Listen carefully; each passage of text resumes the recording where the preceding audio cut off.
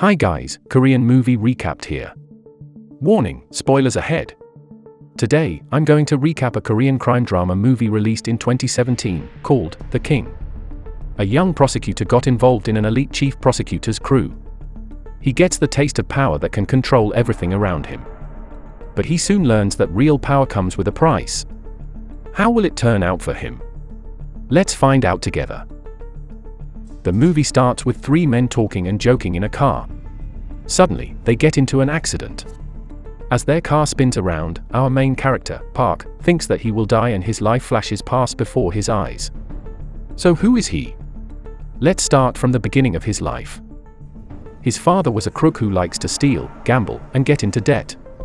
Fighting was the only thing he could learn from him, so Park became the #1 delinquent student. One day after school, he saw his father begging a man that he could easily beat in a fight, only because that man was a prosecutor. At that moment, Park realized that it was what real power is and decided to become a prosecutor even though his grades were terrible. Fortunately, he later found out his own style of studying. This made his grades improve a lot, to the point that his teacher thinks he was cheating, but eventually was proven wrong. Park even got the highest grade in school before getting accepted into Seoul University. He continued studying until he eventually managed to pass the bar exam. Everyone in his hometown celebrated his success. Park had to go through a 2-year training to become an official prosecutor. During that time, he saw a woman driving an expensive car who confronted two men arguing because of a crash. An absolute badass lass named Lim. Unexpectedly, he met her again on a blind date. She left early, saying that she only went to the blind date to please her father. She thought that prosecutors are only into submissive women, which was absolutely not her. But he convinced her otherwise. They ended up getting drunk and making love passionately that night and got married 6 months later, just as he officially became a prosecutor. On his first day, he learned that prosecutor is hard work that doesn't pay much. But Park persisted in handling small petty cases until he was faced with a case of sexual abuse to a high schooler by her teacher. He found out that the case had been suspiciously settled even though the teacher should be in jail, as all the proof was available. His colleague told him that the teacher's father was a wealthy former congressman in Seoul, while the victim was only a daughter of a mentally impaired street food vendor. Either way, Park still called the teacher to meet him, and he got annoyed by the teacher's arrogance that he ordered the police to put him in jail as he prepared the case to go to court. He met with the victim, her mother, and even her school friends to get more witnesses. Once he had everything ready, Park suddenly got visited by a senior prosecutor, Yang. He invited Park for a late-night snack, but for some reason he brought him to the elite strategic department's office instead. Yang showed him tons of influential cases and secret documents, then asked him to join them under one condition: Park must drop the sexual abuse case because the teacher's father has close ties with the department's chief. Park was hesitant, but Yang said that a good prosecutor needs to know when to take a good opportunity and use sensitive information to their advantage. He then shows him a scandalous video of an innocent actress from the secret stash, telling Park to think it over. As he imagined the actress being naughty with him, Park decides to drop the case. Later, it was revealed that even though Park dropped the case, he raised the settlement fee 10 times its original sum. He was thanked by the victim's mother, but he still felt guilty. That night, Yang invited him to a party at a penthouse, where the elite prosecutors and influential people related to their work gathered to party. There, he met with Chief Prosecutor Han. He was respected by even the most influential people there. The abusive teacher was there too. Park didn't acknowledge the teacher, even when Yang told them to drink together. Suddenly, Han threw his glass at Park and scolded him for acting like he was big just for having a sense of justice. Park was upset because Han was right, so he redeemed himself by being bold and drinking together with the whole room. Han found Park interesting, so he welcomed him to the elite team of the top 1% prosecutors in Korea, where nothing was out of their reach. After the party, Park got taunted by the abusive teacher. As he was about to beat the guy up, another guy suddenly beat the teacher before him. It turned out to be Choi, Park's acquaintance from his high school days. Choi was apparently the sub-leader of a gang called the Wild Dogs, led by a man named Kim. They are the top gang in Mokpo who is backed by Han. They do any dirty work for Han in return. The two catch up and have a friendly fight, reminiscing their old delinquent life at school. Park started working for Han's department, where they go after the big cases involving important people. He no longer needs to handle petty small cases. Many influential and powerful people bow down to their prosecution department, as they hold all the power to make or break their life. Park gained more power and influence, to the point he was able to free Choi from prison early and give his wife a good position at work. Presidential election seasons were the worst for his department, as they needed to figure out who would become the next president. Whoever backs up the right candidate will sure gain his favor once he sits on the office chair. How will they resolve this life-changing decision? By using the power of almighty shamans. Surely nothing will go wrong, right? They went to that candidate and supported him by giving a secret document that can bring down the opponent. Fortunately, the candidate they backed up won. Their success for the next term is a guarantee now, so they party all night long to celebrate. The department went to work right away and indicted a congressman in order to secure higher positions for themselves. When things weren't running smoothly, and the public opinion favored the congressman, they released the scandalous tape of the innocent actress to distract the public. Bury an issue with an issue. Han always managed to execute his plans. Meanwhile, Choi and the wild dogs do the dirty work and took over the indicted congressman's redevelopment area. But Choi started to skim some cash to save up for his own gang in the future, which Kim didn't care at the time. Park felt untouchable within Han's crew, as the group took a vacation at a military reserve beach and was escorted back to Seoul by many police officers. One day, Park got a job to handle a case of a famous actress who got sued by her management company.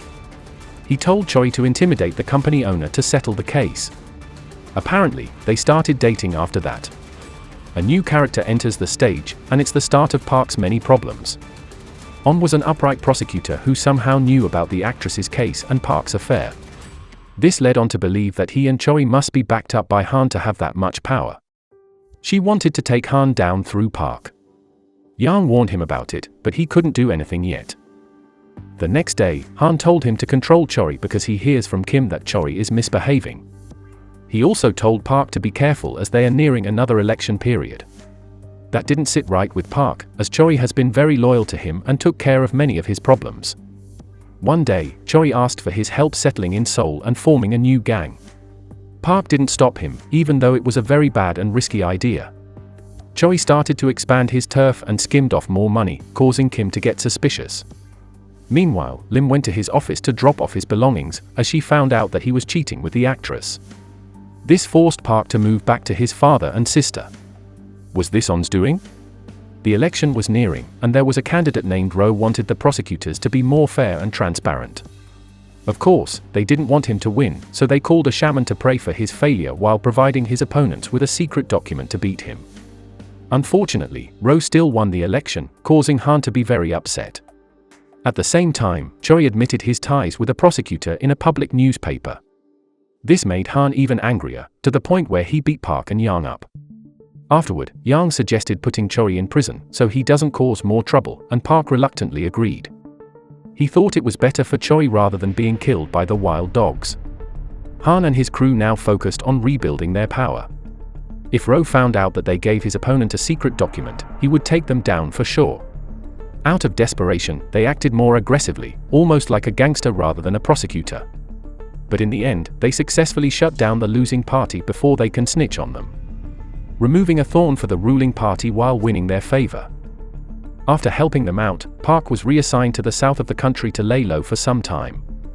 During his stay there, Ro was facing an impeachment crisis. He finally got impeached, but even when Han's team had risen back to the top, they still told Park to stay and wait there. One day, Park went to visit Choi in prison. He told Park to protect his men from the wild dogs by giving them his money stash, but instead, Park gave it to the wild dogs and took some for himself, thinking that it's the only way to keep Choi's men safe. One day, On visited his seaside resort. She seemed to know everything about their social circle. Then, he went to Seoul to warn Han's crew, but they told Park just to go away and stay silent as he was outcast from the crew. Park just realized that and comes back to the resort feeling depressed and powerless. Choi had been released from jail, and by now, of course, he knew of Park's betrayal. The wild dogs had retaken Choi's turf, and all his money was gone, so he wanted to get revenge. He followed and then called Park to confront him.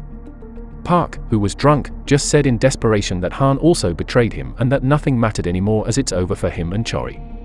At home, Park was unexpectedly greeted by Yang and Han, who invited him over for some drinks.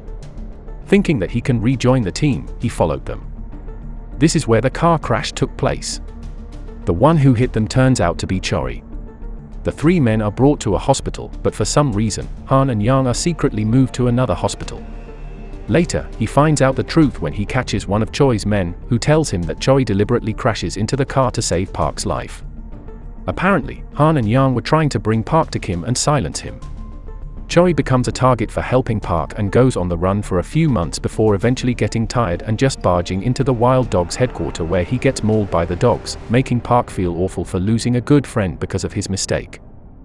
Park spirals into another drunken depression when his sister comes over to tell him that their father was arrested. He calls Yang, who tells him to quit being a prosecutor if he wants them to release his father. Park, who has been drinking, chugs his drink and passes out, wondering what would happen if he stayed upright and helped the molested girl that time instead of joining Han's crew. He decided to take revenge, so Park quit being a prosecutor to free his father.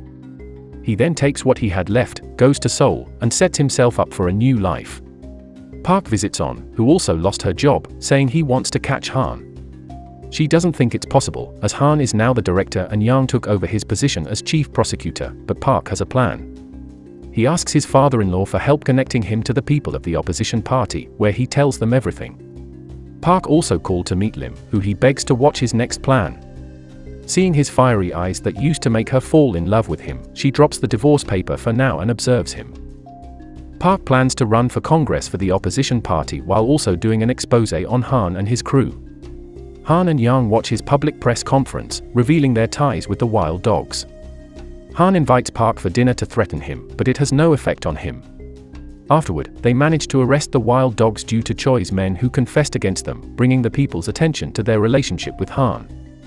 Han tries to retaliate by saying that Park is lying to get votes for his run, but then Park did something that proves to the public that he wants to reform the prosecutors. This pulls the public's attention to him and smoothen his campaign. Han is out of options now as On confronts him in the vault room. The movie ends with Park waiting for his election results to be announced. Will he win? We never know the result. But at the end screen, it shows that On manages to arrest Han. Karma never fails to exist, and sometimes choosing to be a good person will pay off more in the long run. What do you think of Park's clever redemption? Let us know what you think in the comments section. Thank you for watching, and as always, see you next time.